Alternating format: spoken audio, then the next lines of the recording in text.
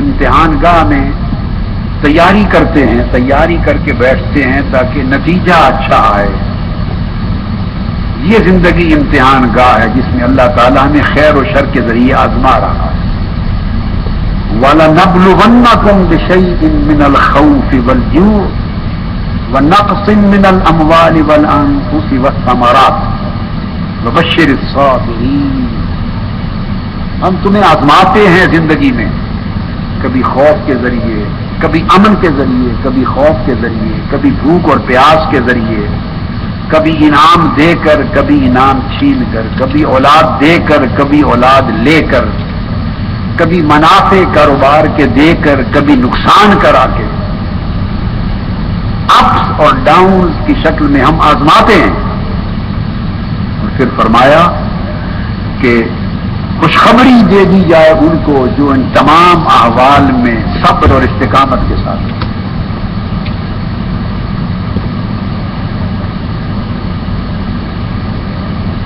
اور اللہ پاک نے فرمایا کہ یہ زندگی ایک فتنہ ہے. کبھی فرمایا ابتلا ہے، کبھی فرمایا فتنہ، آزمائش کو کہتے ہیں. بس زندگی فقط آزمانا. آزمایا کس لیے جاتا ہے؟ آزماتے ہیں تاکہ اس کی اصل فیوچر کا فیصلہ کیا جائے. تو آزمائش تھوڑی دیر کے لیے ہوتی ہے. زندگی ساری آزمائش ہے، اس لیے بالکل تھوڑی دیر ہے. اور آزماتے اس لیے ہیں تاکہ یہ فیصلہ کرے کہ آپ اصل زندگی میں جس میں موت کے بعد جانے والے ہیں کس منصب کے حقدار ہیں، کس جگہ کے حقدار ہیں. آپ کو کون سا منصب، کون سی جگہ، کون سا عہدہ، کون سا مرتبہ، کون سا رتبہ، کون سا گریڈ دیا جائے، کیونکہ وہ اصل زندگی ہے. یہ زمانہ آزمائش ہے، کتنا ہے. وَإِلَيْنَا تُرْجَعُونَ. اور فرمایا کہ پھر جب تمہیں ہم صلہ دے دیں گے قبر میں، مرنے کے بعد، برزخ میں، موت اور موت کے بعد، تو وہ بھی ایک زمانے کے لیے ہے. اس کے بعد پھر بالآخر تم نے ہماری طرف پلٹنا ہے. پھر ایک بار زندہ کیے جاؤ گے اور پھر اس دن بڑا امتحان. مگر جو پہلے میں کامیاب ہو گیا، کل میں نے سمجھایا تھا، ابن عثمان غنی رضی اللہ تعالیٰ عنہ فرماتے وہ آخرت میں ناکام نہیں رہے گا، اور جو قبر کے امتحان میں ناکام ہو گیا اس کی آخرت میں کامیابی کی سبیل نہیں. اللہ رب العزت نے ارشاد فرمایا ان الذین لا یرجون لقاءنا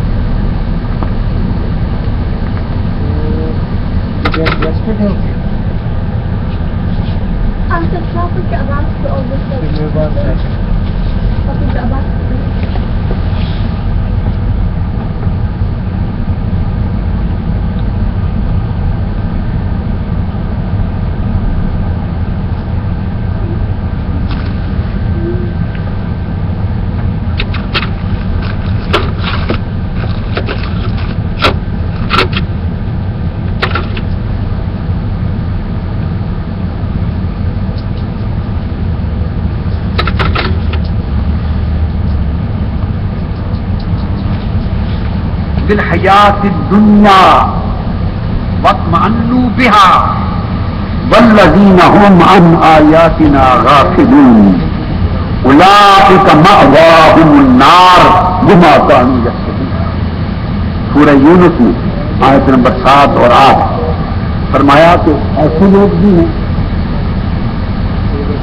جو ہماری ملاقات کی امید نہیں رکھتے، ہماری ملاقات ہی نہیں چاہتے. اور ایک حدیث پاک میں ہے اللہ رب العزت نے فرمایا جو میری ملاقات کا خواہش مند نہیں پھر میں اس کی ملاقات کو بھی خواہش مند. اور موت کیا ہے؟ موت ملاقات کا نام. دنیا کے لیے ہجر و فراق ہے، اہل دنیا کا ہجر و فراق ہے، اور اللہ والوں کا وصال و ملاقات. ہم اس وقت فراق میں ہیں، حجاب میں ہیں دنیا میں، اس جگہ ہم فراق اور حجاب میں اس کو تک نہیں سکتے. آقا علیہ السلام کی آرزو کرتے ہیں، مدینہ پاک کی تک جا کی کوشش کرتے ہیں. کسی کو وہاں بھی مدینہ پاک کے در و دیوار اور گنبد خضرا کی زیارت نصیب ہوتی ہے، کسی کو نہیں. کسی کو خواب میں نصیب ہوتی ہے، کسی کو نہیں. مگر موت وہ دروازہ ملاقات ہے کہ جو پردہ اٹھا دے گی اور آقا علیہ السلام کا بھی دیدار کرا دے گی، اور اللہ رب العزت کا دیدار بھی ہوگا. جو چیز اس دنیا میں ممکن نہیں ہمارے لیے، وہ بعد از موت آخرت میں ممکن ہو جائے گی. رؤیت باری تعالی ہمارے لیے کہ آقا علیہ السلام نے معراج کی رات اللہ کا دیدار کیا، چشمان قلب سے بھی اور چشمان ظاہر سے بھی. ان آنکھوں سے بھی، سر کی آنکھوں سے بھی، دل کی آنکھوں سے بھی. یہ بحث کے دنیا میں جنہوں نے بعضوں نے انکار کیا تو انہوں نے یہ خیال قائم کیا کہ دنیا میں اللہ کا دیدار سر کی آنکھوں سے نہیں ہو سکتا. تو میں نے ایک بات کی تھی، بھائی دنیا میں اگر اللہ کا دیدار سر کی آنکھوں سے نہیں ہو سکتا تو جس معراج کی رات جہاں حضور نے دیدار کیا وہ دنیا میں پھر کا بھی، دنیا تو یہاں رہ گئی تھی. وہ تو مقام کعبہ کا کون کرتے ہیں، کون سی دنیا؟ اگر اس پر مدار رکھ لوں کہ دنیا میں نہیں ہو سکتا، یہ ایک الگ بحث ہے. ایک مکتب فکر ائمہ کا اکابر کا وہ ہے کہ دنیا میں بھی ممکن ہے، اور میں اس مشرب کا ہوں جو دنیا میں بھی رؤیت باری تعالیٰ کو ممکن سمجھتا ہے. اگر دنیا میں اللہ کی رؤیت اور دیدار ممکن نہ ہوتی مطلقاً تو جلیل القدر رسول موسیٰ علیہ السلام دیدار کا تقاضا نہ کرتے، اللہ کے دیدار کی آرزو نہ کرتے. پیغمبر جو خلاف شرع، خلاف واقعہ بات ہو، اس کی دعا استدعا نہیں کر سکتا. رب پیارے نہیں، رب میں تجھے دیکھنا چاہتا ہوں، وہ رسول اور ایسی بات کہے جو ممکن نہیں، یہ نہیں ہو سکتا. موسیٰ علیہ السلام کا سوال اس بات کے لیے کافی ضروری ہے کہ ممکن ہے. میری بات سن، ورنہ معاذ اللہ سوال ناجائز ہو جاتا ہے. پیغمبر ناجائز سوال نہیں کر سکتے. اور پھر اللہ تبارک و تعالیٰ نے جواب میں بھی یہ نہیں فرمایا کہ میری رؤیت، میرا دیدار ہو نہیں سکتا. سوال بھی اشارہ دیتا ہے انسان کا، جواب بھی اشارہ دیتا ہے انسان کو. فرمایا لن ترانی، تم نہیں دیکھ سکتے، تم نہیں دیکھ سکو گے. اور یہ بات فرما کے ساتھ ہی اللہ رب العزت نے کہا ہاں رک جا موسیٰ، ہم اپنی ایک تجلی پہاڑ کو بھیجتے ہیں، اگر وہ قائم رہ جائے تو تم بھی دیکھ لو گے. یہ امکان کی دلیل ہے. خیر الگ بات، دنیا میں اس جگہ ہم فراق اور حجاب میں اس کو تک نہیں سکتے. آقا علیہ السلام کی آرزو کرتے ہیں، مدینہ پاک کی تک جا کی کوشش کرتے ہیں. کسی کو وہاں بھی مدینہ پاک کے در و دیوار اور گنبد خضرا کی زیارت نصیب ہوتی ہے، کسی کو نہیں. کسی کو خواب میں نصیب ہوتی ہے، کسی کو نہیں. مگر موت وہ دروازہ ملاقات ہے کہ جو پردہ اٹھا دے گی اور آقا علیہ السلام کا بھی دیدار کرا دے گی، اور اللہ رب العزت کا دیدار بھی ہوگا. جو چیز اس دنیا میں ممکن نہیں ہمارے لیے، وہ بعد از موت آخرت میں ممکن ہو جائے گی. رؤیت باری تعالی ہمارے لیے کہ آقا علیہ السلام نے معراج کی رات اللہ کا دیدار کیا، چشمان قلب سے بھی اور چشمان ظاہر سے بھی. ان آنکھوں سے بھی، سر کی آنکھوں سے بھی، دل کی آنکھوں سے بھی. یہ بحث کہ دنیا میں جنہوں نے بعضوں نے انکار کیا تو انہوں نے یہ خیال قائم کیا کہ دنیا میں اللہ کا دیدار سر کی آنکھوں سے نہیں ہو سکتا. تو میں نے ایک بات کی تھی، بھائی دنیا میں اگر اللہ کا دیدار سر کی آنکھوں سے نہیں ہو سکتا تو جس معراج کی رات جہاں حضور نے دیدار کیا وہ دنیا میں تھے کب؟ دنیا تو یہاں رہ گئی تھی. یہ تو مقام کعبہ کا کون کرتے کون سی دنیا؟ اگر اس پر مدار رکھ لیں کہ دنیا میں نہیں ہو سکتا، یہ ایک الگ بات ہے. ایک مکتب فکر ائمہ کا اکابر کا وہ ہے کہ دنیا میں بھی ممکن ہے، اور میں اس مشرب کا ہوں جو دنیا میں بھی رؤیت باری تعالیٰ کو ممکن سمجھتے ہیں. اگر دنیا میں اللہ کی رؤیت اور دیدار ممکن نہ ہوتی مطلقاً تو جلیل القدر رسول موسیٰ علیہ السلام دیدار کا تقاضا نہ کرتے، اللہ کے دیدار کی آرزو نہ کرتے، تو ہم جو خلاف شرع خلاف واقعہ بات ہو اس کی دعا اقتدار نہیں کر سکتا. رب دوارے نہیں، رب میں تجھے دیکھنا چاہتا ہوں، وہ رسول اور ایسی بات کہے جو ممکن نہیں، یہ نہیں ہو سکتا. موسیٰ علیہ السلام کا سوال اس بات کے لیے کافی ضرور ہے کہ ممکن ہے. میری بات نہیں، ورنہ معاذ اللہ سوال ناجائز ہو جاتا ہے،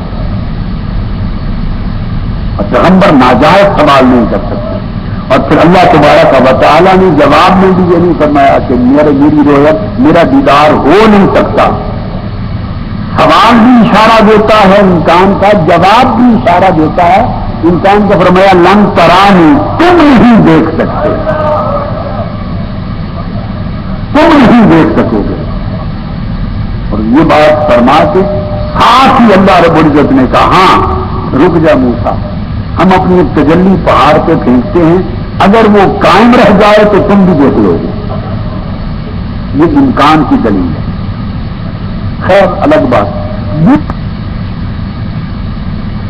بڑی نعمتیں اللہ نے انسانوں کو دی ہیں، مگر نبی کی ولادت سے بڑی نعمت عالم انسانیت کے لیے کوئی نہیں، کیونکہ نبی کی ولادت کے باعث انسانیت کو ہدایت ملتی ہے، رہنمائی ملتی ہے، اندھیروں سے نکال کے روشنی کی طرف لائے جاتے ہیں. یخرجہم من الظلمات الی النور. اللہ ہم کلام ہوتا ہے، اپنا کلام اتارتا ہے، اللہ اپنا امر اتارتا ہے، اور نبی کی ذات بندے اور اللہ کے درمیان رابطہ و واسطہ بنتی ہے. بندے اللہ سے کٹے ہوئے ہوتے ہیں، اللہ نہیں کٹا ہوا ہوتا. وہ تو نحن اقرب الیہ من حبل الورید، وہ تو بندوں کو پتا ہو یا نہ ہو ہر صورت و شہرت کے قریب ہے. مگر سوال ہے کہ اس کے قریب ہونے کا شعور کون دے گا؟ اس قرب کی جو لذتیں اور حلاوتیں ہیں، اس قرب کی جو برکتیں ہیں، اس قرب کی جو معرفت ہے، اس قرب کا جو ادراک ہے، اور اس قرب کے فہم تک جو رسائی ہے، وہ کون دے گا؟ وہ اللہ تعالیٰ یہ رسائی، یہ معرفت اور یہ سوجھ بوجھ اپنے نبی کے ذریعے عطا کرتا ہے. وہ رب ہے، بندے کا خالق ضرور ہے، مگر اپنے عام بندوں سے ہم کلام نہیں ہوتا. اللہ کبھی اپنے بندے سے کلام نہیں کرتا، عام بندوں سے کلام نہیں کرتا.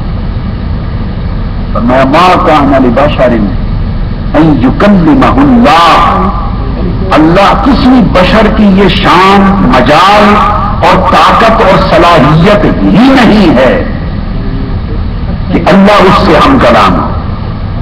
آپ اس آیت کی طرف غور کیجیے، اسلوب بیان کیا ہے، ورنہ جس طرح مضمون شروع کیا اسی سمت چلنا چاہیے تھا. بیان بات شروع کی کہ کسی بشر، کسی انسان کی یہ مجال نہیں، بات کس طرح شروع کی؟ تو سیاق کلام یہ تقاضا کرتا ہے کہ اگر بات یہ کی جائے کہ کسی انسان کی یہ مجال نہیں، تو آگے کہنا چاہیے کہ وہ اللہ سے کلام کر سکے. کسی انسان کی یہ طاقت اور مجال نہیں کہ وہ اللہ سے کلام کر سکے. مگر ابتدا یہ کی کہ کسی انسان اور بشر کی یہ مجال نہیں، اور اگلا حصہ کس چیز کی مجال نہیں، وہاں انداز کلام تبدیل کر دیا. مجال بندے کی نہیں، کس چیز کی؟ فرمایا ان یکلمہ اللہ، کہ اللہ اس سے کلام کرے. کسی بندے کی یہ شان اور استعداد ہی نہیں کہ اللہ اس سے کلام کرے. الا وحیا. اب الا مگر کے بعد 3 صورتیں بیان ہوئی ہیں، اور وہ تینوں صورتیں نبوت اور رسالت کی.